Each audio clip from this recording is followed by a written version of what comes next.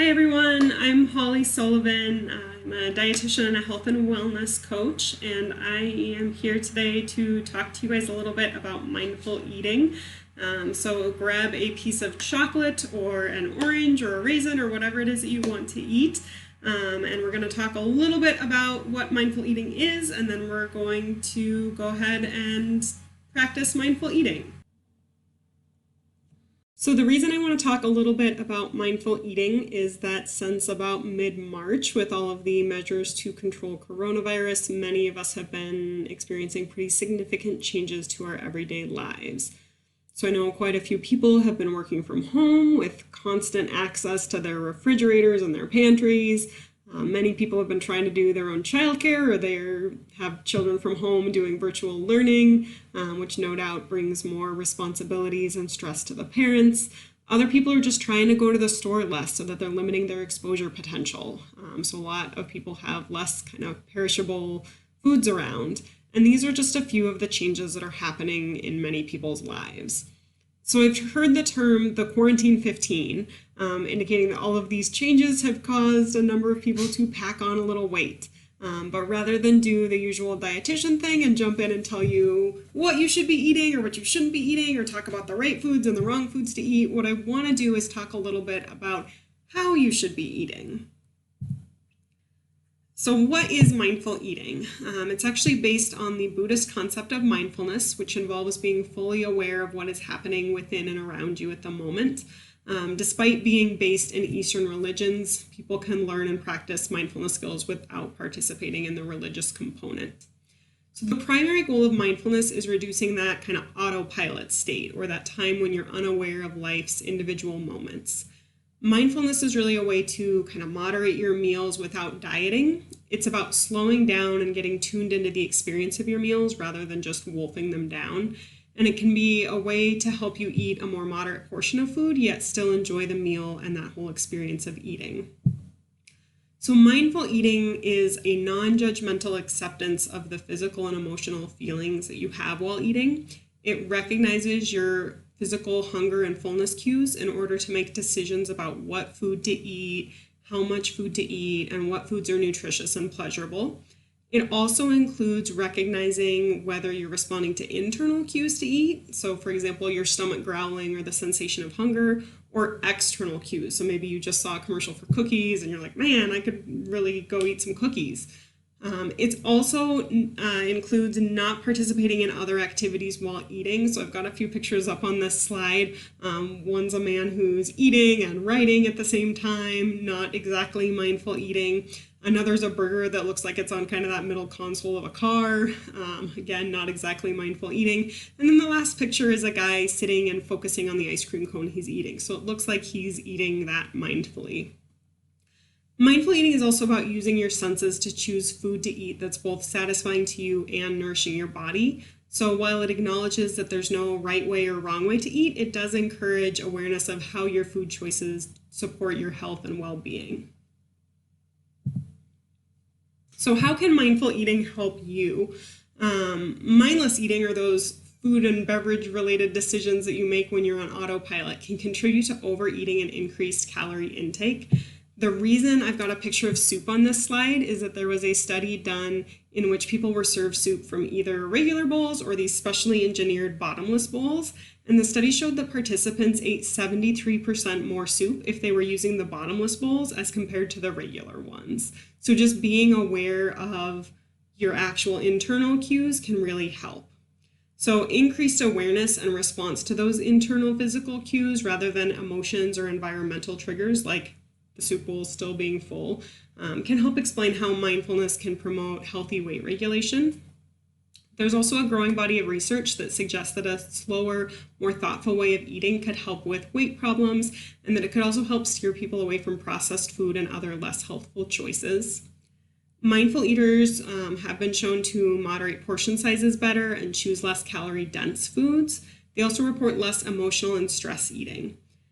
And it may also increase the ability to recognize and respond to those normal cues of fullness. Mindful eating strategies can reduce emotional eating and response to external eating cues. It can also give you what we call kind of a moment of choice between having that urge to eat and actually choosing to eat. It can also increase self-esteem, and it can give you a sense of empowerment in regards to eating.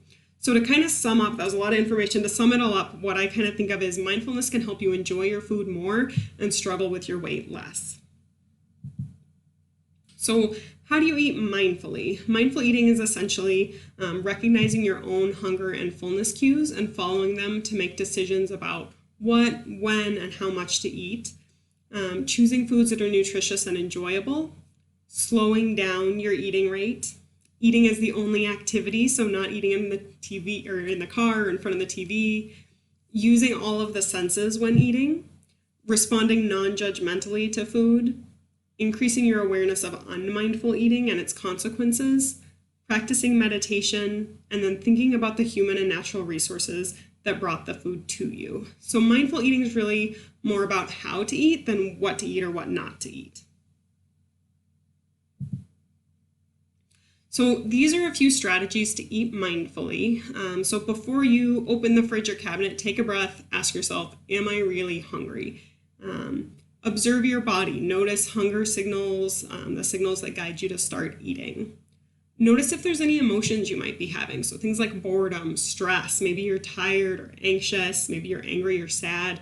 Those can oftentimes lead people to eat. So if you're not physically hungry but eating for an emotional reason, think about what you could do instead to address that emotion that you're having. So maybe that's something like going for a walk or calling a friend or taking a power nap. Think of those other alternatives. Make sure you're not eating in a distracted environment. Try instead to create a calm place for you to have your meal. Avoid multitasking during your meal. Take a minute before you start eating to close your eyes and take a deep breath and put aside that stream of thoughts and focus on the meal in front of you. And then take small bites and chew your food well. Notice the sensory details of the food, and we're going to do this in just a moment in our kind of exercise. But notice the appearance, the texture, the flavors, the aromas, even the sounds that your food might make. Notice your reaction to food. Do you like the food? Do you dislike the food? Do you feel neutral about the food? And try and kind of notice those reactions without judging them. Observe your body. Notice fullness signals that guide you to stop eating. And then if you want to serve yourself seconds, make sure that first thing you've allowed the food you've eaten to register. And then also ask yourself if you're eating to nourish your body or just to eat. So this is just a little kind of hunger fullness scale. So it kind of goes from 1 being you're starving, you're weak, you've got no energy, to 10, which is extremely stuffed, potentially even nauseous. That's usually what I call kind of like your worst Thanksgiving ever. So kind of figuring out where you are on that scale at any given time. It's usually best to eat when you reach about a 3. So the goal, even if the goal for you is to lose a little bit of weight, we never want you to push yourself till you're at a 1 or a 2. If you get too hungry, you can be more likely to overeat and to make poor food choices. And then when it's time to stop eating, it's actually usually best to stop eating when you reach a 6. Usually if you stop at that point where you're kind of satisfied, your stomach feels full and comfortable, you're going to be at a 7 within about 15 to 20 minutes. So we want you to be full, but not uncomfortable. And the reason that you want to stop eating before you're completely full or overly full is that digestion involves a complex series of hormonal signals between the gut and the nervous system, and it takes about 20 minutes for the brain to register that fullness in your stomach. A couple things that can help with that. One is slowing down the pace of the meal. That can actually help improve communication between the stomach and the brain. And then in those same lines, trying not to eat too quickly. So a lot of times if somebody eats too quickly, they might not feel full until after they've overeaten. So now it's time to go ahead and grab your piece of chocolate or your raisin or your orange or whatever it is that you want to eat for our kind of mindful meditation. I call it a chocolate meditation, but you don't have to pick chocolate.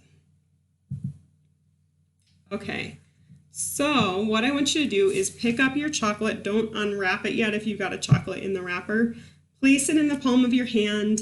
Notice the colors and shapes on the package and feel the weight of it in your hand. And I'm going to be pausing some in this to give you guys time to actually do this and pay attention to the chocolate. So in this, you kind of want to pretend like you haven't seen a chocolate or an orange or a raisin, whatever it is you've chosen. You haven't seen one of these things before. So really examine it closely.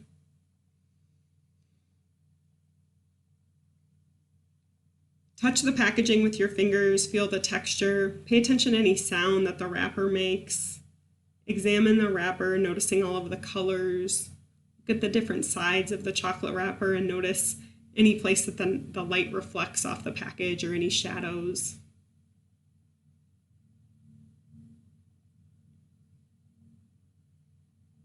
And if your mind starts to wander and think about other things, that's okay. Notice the thoughts and then bring your attention back to the food you're eating. So now slowly begin to open the wrapper, or if you had an orange, you could be peeling the orange. Listen for the sounds of the wrapper tearing. Notice the movement of your hand, your fingers, your arm muscles as you open the chocolate.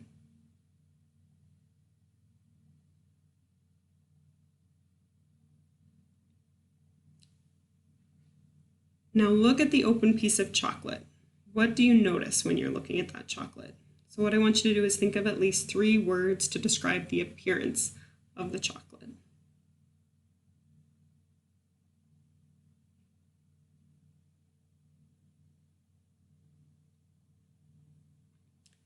What does the chocolate feel like in your fingers? What is the texture of the chocolate?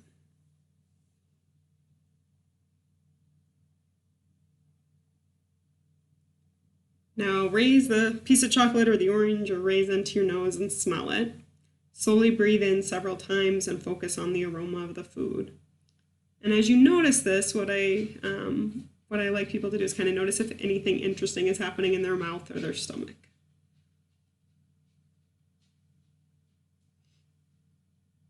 So some people notice at this point maybe their mouth starts watering or their stomach might start growling. Your thoughts might be going to, okay, Holly, come on, hurry up. Let me eat the chocolate. Why are you taking so long?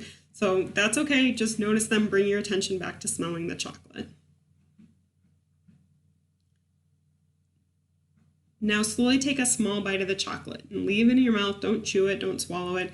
Notice just the feeling and the taste of the chocolate in your mouth. So how does it feel as it melts? Notice the taste and the sensations of the chocolate on your tongue. And move the chocolate around in your mouth. Try to notice the moments when you're thinking you want to go ahead and just eat the chocolate or swallow the chocolate, and then do so slowly, noticing the sensations.